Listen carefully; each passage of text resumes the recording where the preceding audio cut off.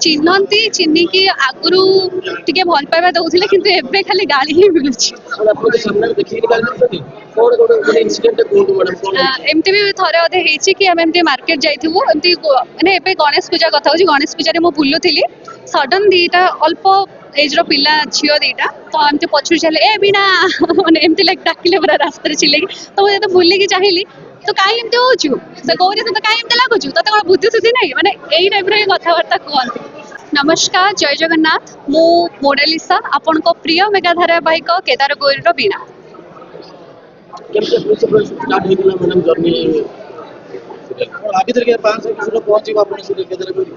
ହଁ ବିଶ୍ୱାସ ଥିଲା କି ଆମେ ଡେଫିନେଟଲି ଗୋଟେ ଭଲ ମାଇଲଷ୍ଟୋନ୍ କୁ ଛୁଇଁ ପାରିବୁ ବୋଲି ତ ସେଇଟା ଆଜି ମାନେ ସେଇଟା ଆଜି ସତରେ ହଉଛି ତ ବହୁତ ଖୁସି ଲାଗୁଛି ମାନେ ଆମ ସିରିଏଲ ଆଜି 500 ଏପିସୋଡକୁ ଛୁଇଁଛି ତ ଏଇଟା ଗୋଟେ ବହୁତ ହି ଆମ ପାଇଁ ଖୁସିର ମୁହୂର୍ତ୍ତ।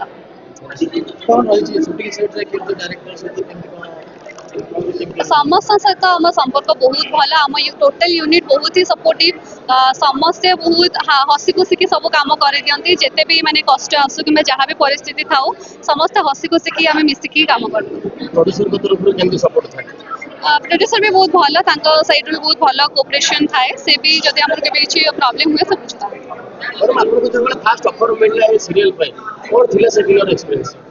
ବହୁତ ଖୁସି ଥିଲି କି ଗୋଟେ ନୂଆ ଚ୍ୟାନେଲ ମିଳୁଛି କାମ କରିବା ପାଇଁ ଗୋଟେ ନୂଆ ଅପରଚ୍ୟୁନିଟି ମିଳୁଛି ତ ଅବଭିୟସଲି ବହୁତ ହି ହାପି ଥିଲି ଆଉ ବହୁତ ଏକ୍ସାଇଟେଡ ବି ଥିଲି କି ଏଇ ସିରିଏଲରେ ମୋତେ କ'ଣ ପରିଚୟ ମିଳୁଛି କେମିତି ୟାର ମାନେ ରେସ୍ପନ୍ସ ରହୁଛି ଅଡିଏନ୍ସଙ୍କ ପାଇଁ ଅଡିଏନ୍ସଙ୍କ ତରଫରୁ ତ ସେଥିପାଇଁ ବହୁତ ଏକ୍ସାଇଟେଡ ଥିଲି। ମୁଁ ସାର୍ ବୋଧେ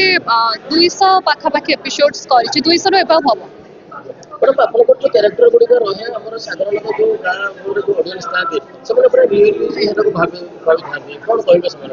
ହଁ ସେମାନେ ତ ବହୁତ ରିଅଲି ଭାବି ଦିଅନ୍ତି କି ସେମାନେ ଭାବନ୍ତି କି ଆମେ ଆକ୍ଚୁଆଲି ଏଇଟା ମାନେ ଆମେ ଏଇ ଟାଇପ୍ର ହିଁ ଆଉ ଆମେ ସେଇଟା ରିଅଲରେ କରୁଛୁ ଯାହାଟା ଦେଖାଉଛୁ ମାନେ ଯଦି ସିରିଏଲ ଆମେ ଦେଖାଉଛୁ କି ଆମେ କାହାକୁ ବିଷ ଦେଇ ଦେଉଛୁ ତ ସେମାନେ ଭାବନ୍ତି କି ଆମେ ସତରେ ତାକୁ ବିଷ ଦେଇ ଦେଉଛୁ କିମ୍ବା ମାରି ଦେଉଛୁ ତ ସେ ଭାବନ୍ତି ସତରେ ତାକୁ ଗୋଟେ ଚାପୁଡ଼ା ମାରି ଦେଉଛୁ ତ ସେଥିପାଇଁ ଲୋକ ସେ ଜିନିଷ ନେଇକି ଆମକୁ ଗାଳି ବି କରନ୍ତି ମାନେ ଯେହେତୁ ନେଗେଟିଭରେ ଅଛି ତ ସେଥିପାଇଁକା ଲୋକ ଆମକୁ ଗାଳି ବି କରୁଥାନ୍ତି ରିଅଲରେ ଗାଳି କରୁଥାନ୍ତି ତ ସେଇ ଜିନିଷଟାକୁ ବି ଆମେ ଗୋଟେ ଆଶୀର୍ବାଦ ବୋଲି ଭଲ ପାଇବା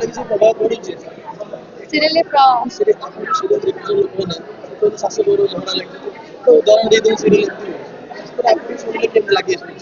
ନା ନା ଆଜ୍ଞା ଦେଖନ୍ତୁ ମାନେ ସିରିଏଲ ଗୋଟେ ଏଣ୍ଟରଟେନମେଣ୍ଟର ସୋର୍ସ କେବଳ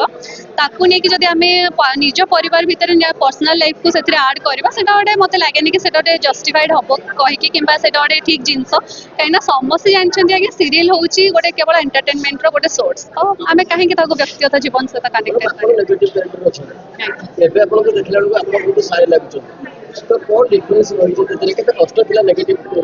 ଆଜ୍ଞା ଡେଫିନେଟଲି ମୋର ମାନେ ମୁଁ ଯୋଉ କ୍ୟାରେକ୍ଟରଟା ପ୍ଲେ କରୁଛି ସେ କ୍ୟାରେକ୍ଟରଟା କମ୍ପ୍ଲିଟଲି ଡିଫରେଣ୍ଟ ମାନେ ମୁଁ ପର୍ସନାଲି ଯେମିତି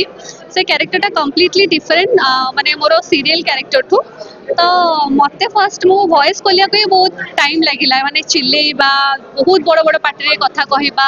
ଏଇସବୁ ଜିନିଷ କରିବା କିମ୍ବା ସେମିତି ଗୋଟେ ଆଗ୍ରେସନଟା ଦେଖେଇବା ଆଇ ଥ୍ରୁରେ କିମ୍ବା ଫେସିଆଲ ଏକ୍ସପ୍ରେସନ୍ ଥ୍ରୁରେ ମୋତେ ବହୁତ କଷ୍ଟ ଥିଲା କିନ୍ତୁ ଆମ ଡିରେକ୍ସନ୍ ଟିମ୍ ଯିଏ ଅଛନ୍ତି ବହୁତ କୋଅପରେଟିଭ୍ ବହୁତ ଜିନିଷ ମୋତେ ଏବେ ଯାଏ ବି ଶିଖାନ୍ତି ଏମିତି କର ସେମିତି କରନି ବହୁତ କୋଅପରେଟ୍ କରନ୍ତି।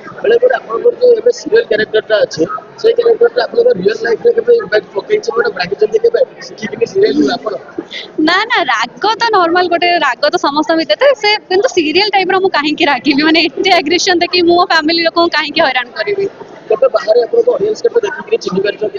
ହଁ ଚିହ୍ନନ୍ତି ଚିହ୍ନିକି ଆଗରୁ ଟିକେ ଭଲ ପାଇବା ଦଉଥିଲେ କିନ୍ତୁ ଏବେ ଖାଲି ଗାଳି ହିଁ ମିଳୁଛି।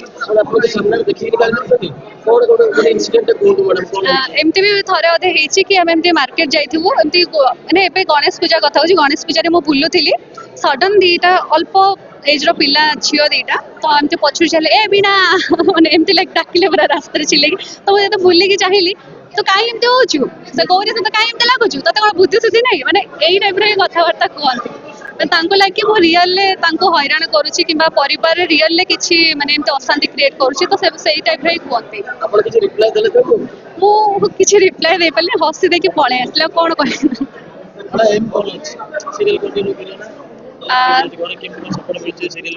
ଘରେ ମୋର ବହୁତ ସପୋର୍ଟିଭ ବାପା ମା ଭାଇ ଭଉଣୀ ମୋର ସମସ୍ତେ ହିଁ ବହୁତ ସପୋର୍ଟିଭ ଆଉ ଏମ୍ ମୋର ଯଦି ପଚାରିବେ ତାହେଲେ ମୋତେ ଟିକେ ଟିଚିଂ ଲାଇନରେ ବେଶୀ ଇଣ୍ଟରେଷ୍ଟ ଯେହେତୁ ମୁଁ ଗୋଟେ ଷ୍ଟୁଡେଣ୍ଟ ବି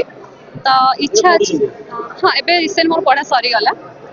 ବିଏଡ୍ କରୁଥିଲି ବିଏଡ୍ ସରିଗଲା ମାଷ୍ଟର୍ସ ବି ସରିଯାଇଛି ତ ଏବେ ଏଇ ଏଣ୍ଟରଟେନମେଣ୍ଟ ଲାଇନରେ ଅଛି କିନ୍ତୁ ପରବର୍ତ୍ତୀ ସମୟରେ ଚାହିଁବି କି ଆଜ୍ ଏ ଟିଚର ଅର୍ ଏ ଲେକ୍ଚରର ହିସାବରେ ଜଏନ୍ କରିବା ପାଠ ପଢା ସହିତ ଟାଇମ୍ ଦେଇ ହୁଏ ଆକ୍ଚୁଆଲି ଯଦି ଆପଣ ମାଇଣ୍ଡ ସେଟ୍ କରିଦେଲେ କି ଆପଣଙ୍କୁ ଏତିକି ଏତିକି ଟାଇମ୍ ଏଇ କାମ କରିବାର ଅଛି ତ ସେଟା ଆରାମସେ ମ୍ୟାନେଜେବଲ୍ ହେଇପାରିବ କାହିଁକିନା ଆମେ ତ ଏମିତି ନାହିଁ କି 17 ଘଣ୍ଟା ଆମେ ସେଟ୍ରେ ରହୁ ସତ ମାନେ ଦିନକୁ 15ରୁ 16 ଘଣ୍ଟା ଆମେ ସେଟ୍ରେ ହିଁ ଥାଉ ମେକଅପ୍ରେ କିନ୍ତୁ ତା ମାନେ ନୁହେଁ କି ଆମେ କଣ୍ଟିନ୍ୟୁଅସଲି 15 ଘଣ୍ଟା ଆମେ ହିଁ କାମ କରିଥାଉ ତ କାହାର କେତେବେଳେ ସିନ୍ ଥିବ ଆମର ବି ବେଳେ ସିନ୍ ନଥାଏ ତ ସେଇ ଯେଉଁ ନଥିବା ଟାଇମ୍ଟାକୁ ଆମେ ମ୍ୟାନେଜ୍ କରିକି ସେଥିରେ ପଢ଼ାପଢ଼ି ଏବେ ତ ଶିଖୁଛି କାମ ଆଉ ଟିକେ ନିଜକୁ ମାନେ ସେତିକି ଗଢି ଦିଏ ସେଇ ହିସାବରେ ତାପରେ ନିଶ୍ଚୟ ଚେଷ୍ଟା କରିବି ବଡ଼ ଫଳକୁ ଯିବା ପାଇଁ କିନ୍ତୁ ଏବେ ମୁଁ ଲର୍ଣ୍ଣିଂ ପ୍ରୋସେସରେ ହିଁ ଅଛି ମୋ ଷ୍ଟୁଡେଣ୍ଟ ଜଣା ନାହିଁ ତାଙ୍କ ରିଆକ୍ସନ୍ କ'ଣ ହେବ କିନ୍ତୁ ହଁ ମୁଁ ଯେତେବେଳେ ଆଜି ଇଣ୍ଟର୍ନ କାମ କରୁଥିଲି ଗୋଟେ ସ୍କୁଲରେ ଥିଲି ଇଣ୍ଟର୍ନସିପ୍ ଆମର ଚାଲିଥିଲା ସେତେବେଳେ ପିଲା ବହୁତ ଏକ୍ସାଇଟେଡ୍ ଥାଆନ୍ତି କି ଆମ ଟିଚର ଆସିଛନ୍ତି ଆମ ଟିଚର ଜଣେ ସିରିଏଲ୍ ଆର୍ଟିଷ୍ଟ ସେ ଆମକୁ ପଢ଼ଉଛନ୍ତି ପ୍ଲସ୍ ଟିଭିରେ ବି ଆସୁଛନ୍ତି ତାଙ୍କର ବହୁତ ଗୋଟେ ଖୁସି ଥାଆନ୍ତି ସେମାନେ କି ମାନେ ଗୋଟେ ସିରିଏଲ୍ ଆର୍ଟିଷ୍ଟ ତାଙ୍କୁ ପଢ଼ଉଛି କହିକି ସେମାନେ ବହୁତ ଏକ୍ସାଇଟେଡ୍ ଥାଆନ୍ତି ସେମାନେ ବହୁତ ମାନେ ତାଙ୍କର ଗୋଟେ ଅଲଗା ହିଁ ଭଲ ପାଇବା ଥାଏ ସେ ଜିନିଷ ପାଇଁ ପଢ଼ନ୍ତି।